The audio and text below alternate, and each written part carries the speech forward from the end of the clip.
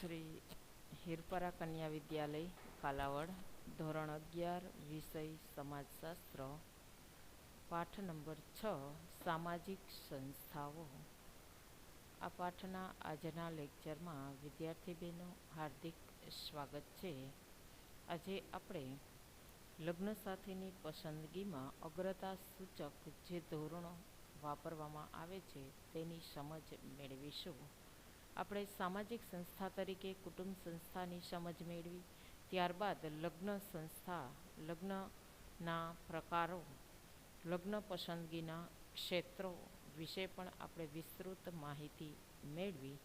હવે આજે આપણે ભારતીય સંસ્કૃતિ પ્રમાણે લગ્ન સાથેની પસંદગીની અંદર વપરાતા અગ્રતા સૂચક એટલે કે જે ધોરણો અને નીતિ નિયમોનો ઉપયોગ કરવામાં આવે છે જીવનસાથીની પસંદગીમાં, તેની ચર્ચા કરીશું. જે પ્રશ્નની અંદર આપેલા જે મુદ્દા છે તે ખાસ વિદ્યાર્થી બહેનો સી વિભાગની અંદર 2 ગુણની અંદર આપણને પૂછાઈ શકે છે. જીવનસાથીની પસંદગીના 3 નિયમો તો આપણે જોયા કે દરેક વ્યક્તિ મોટાભાગે પોતાના જ સમૂહમાં જીવનસાથીની પસંદગી હિન્દુ સમાજની પરંપરા પ્રમાણે કરે છે. એને અંતઃલગ્ન કહેવામાં આવે છે. બહિલગ્નની અંદર આપણે જોયું કે નજીકના સંબંધો સાથે મનાઈ ફરમાવતો નિયમ, જેને બહિલગ્ન કહેવામાં આવે છે. સમલોમ લગ્ન જોયું કે પોતાની જીવનસાથીની પસંદગી પોતાના જ જૂથ કે સમાજમાં જ્ઞાતિમાં કરે તે. અનુલોમ એટલે ઉચ્ચ વર્ણનો પુરુષ નિમ્ન વર્ણની સ્ત્રી સાથે લગ્ન કરે એને હિન્દુ સંસ્કૃતિ પ્રમાણે અનુલોમ લગ્ન કહેવામાં આવે છે. અને પ્રતિલોમ લગ્ન એટલે ઉચ્ચ વર્ણની સ્ત્રી નિમ્ન વર્ણના પુરુષ સાથે લગ્ન કરે તે. બરાબર. હવે એમાં જે નીતિ નિયમો અગ્રતા સૂચક જે ધોરણો છે એને આપણે જોઈએ તો ભારતીય સંસ્કૃતિ પ્રમાણે કુલીનશાહી છે. હવે સી વિભાગમાં આપણને પ્રશ્ન પૂછાય કે કુલીનશાહી લગ્ન પ્રથા કોને કહેવામાં આવે છે?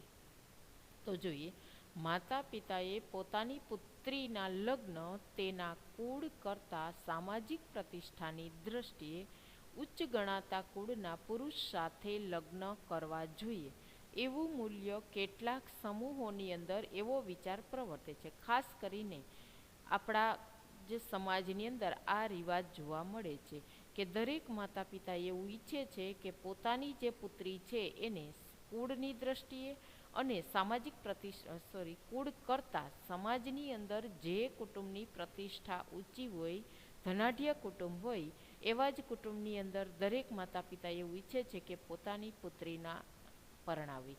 તો આ જે પ્રથા છે એને કુલીનશાહી પ્રથા કહેવામાં આવે છે. કેટલીક જ્ઞાતિઓમાં કુલીનશાહી લગ્ન પ્રથા આજે પણ જોવા મળે છે. પ્રતિષ્ઠાની દ્રષ્ટિએ, માનમોભાની દ્રષ્ટિએ પોતાના કુળ કરતાં ઉચ્ચ કુળની અંદર દીકરીને પરણાવી.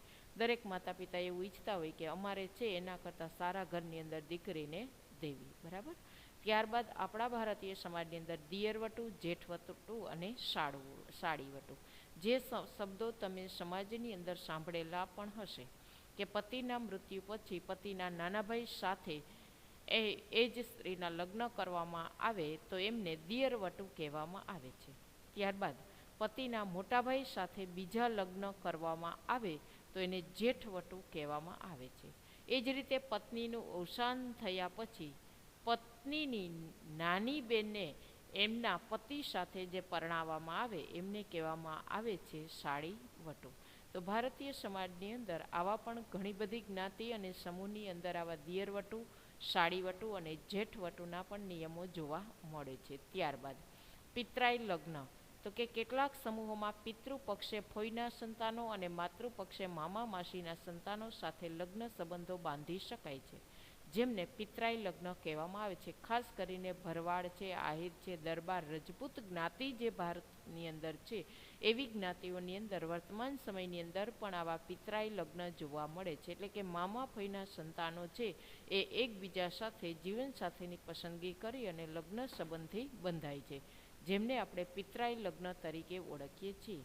તો અગ્રતા સૂચક ધોરણોની અંદર આવા 3 નિયમો જોવા મળે છે: કુલીનશાહી, દિયરવટું, સાળીવટું અને જેઠવટું અને પિતરાઈ લગ્ન. હવે વર્તમાન સમયની અંદર આધુનિકરણ, ઔદ્યોગિકરણ, શહેરીકરણ, કાનૂનીકરણ, બિનસાંપ્રદાયિકતા જ્ઞાતિ જાતિ ધર્મનો કોઈ ભેદભાવ નહીં રાખવાના, વ્યક્તિવાદ, સ્ત્રી સ્વતંત્રતા, સમાનતા, સ્ત્રી શિક્ષણ વગેરે માધ્યમોના પ્રભાવને કારણે લગ્ન સંસ્થામાં ઘણા બધા પરિવર્તનો આવતા જાય છે.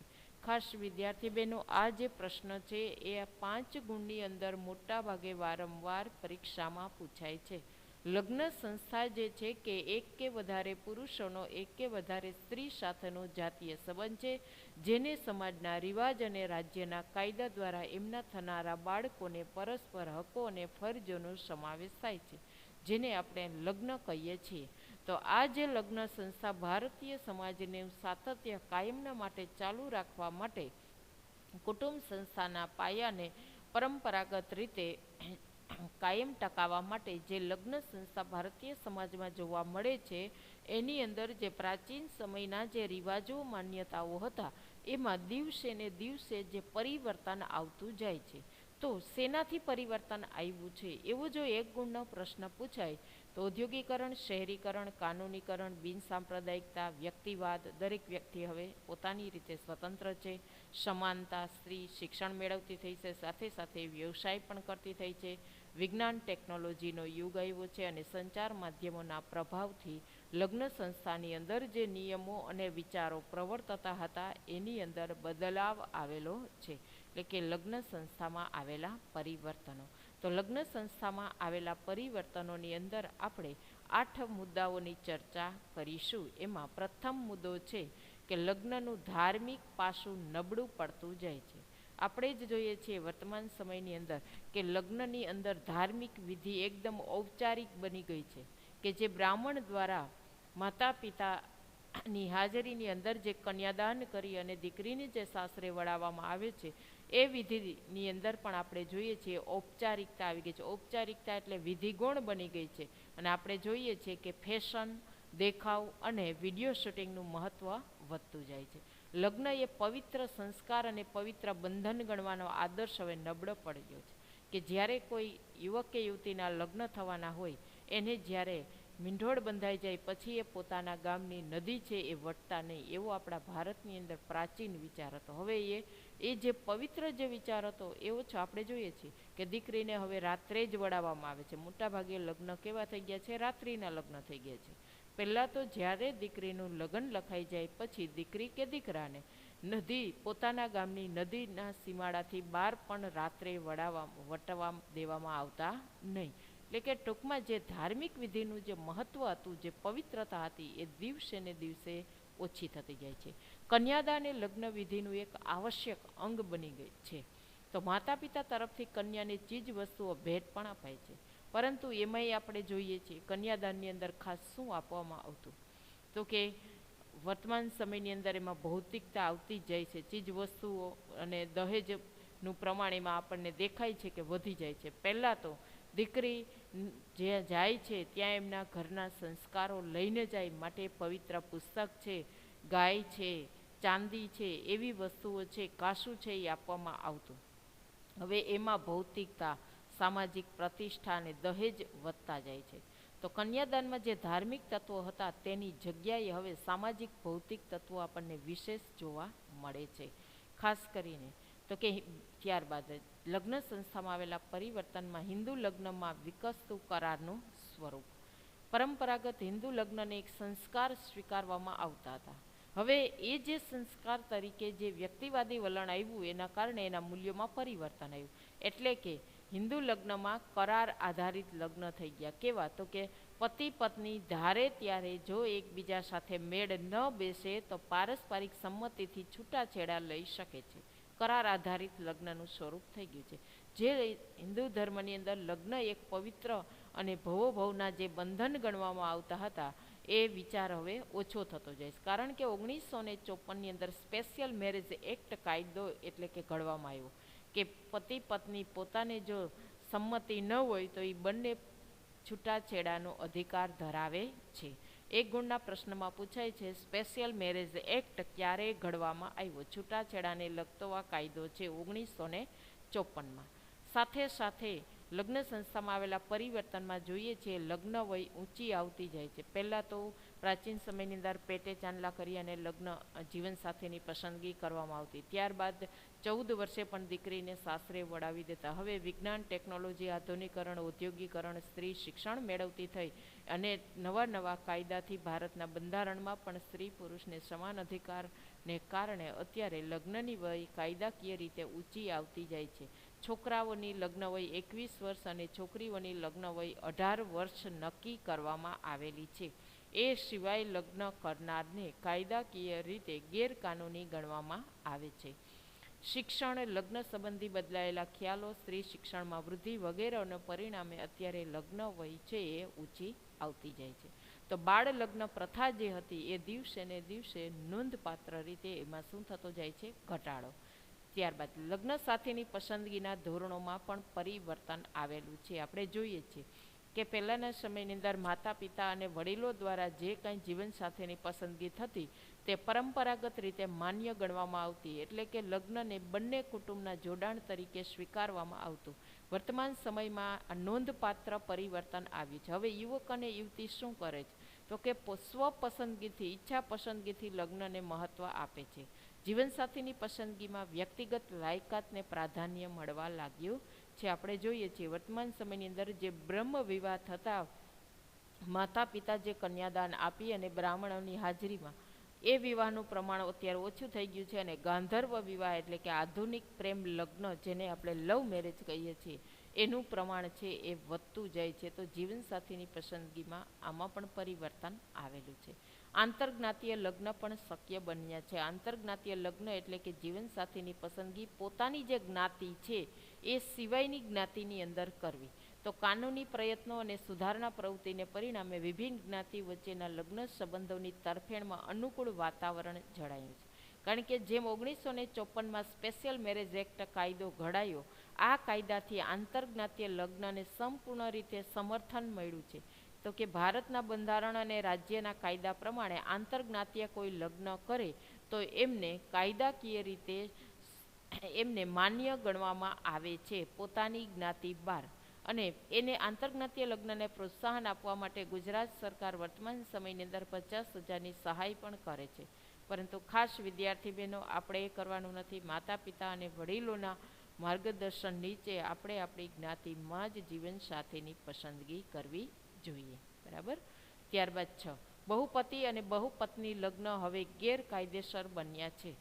કે કોઈ પણ એક પતિ એક કરતાં વધારે પત્ની રાખી શકતો નથી, કે કોઈ પણ પત્ની એક કરતાં વધારે પુરુષ સાથે જીવનસાથીની પસંદગી કરી શકતા નથી. વિવિધ કાયદાઓને કારણે બહુપતિ અને બહુપત્ની લગ્ન ગેરકાયદેસર બન્યા છે. કારણ કે હિન્દુ લગ્નના કાયદાથી 1954માં જે હિન્દુ સ્પેશિયલ મેરેજ એક્ટ કાયદો જે ઘડાયેલો, એ કાયદાથી આવા સંપૂર્ણપણે બહુપતિ અને બહુપત્ની લગ્નને ગેરકાયદેસર ગણવામાં આવે છે.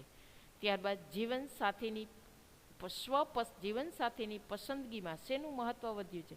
તો કે સ્વપસંદગીના લગ્નનું પ્રાધાન્ય વધ્યું છે. જેમ કે આંતરજ્ઞાતીય લગ્ન શક્ય બન્યા છે, એ જ રીતે લગ્ન સાથેની પસંદગીના ધોરણોમાં જેમ પરિવર્તન આવ્યું છે કે માતા પિતા અને વડીલોની પસંદગી કરતાં વ્યક્તિ, યુવક અને યુવતી ઈચ્છા પસંદગીને મહત્ત્વ આપે છે, એમ પોતાની સ્વપસંદગીથી લગ્નને મહત્ત્વ વધી ગયું છે.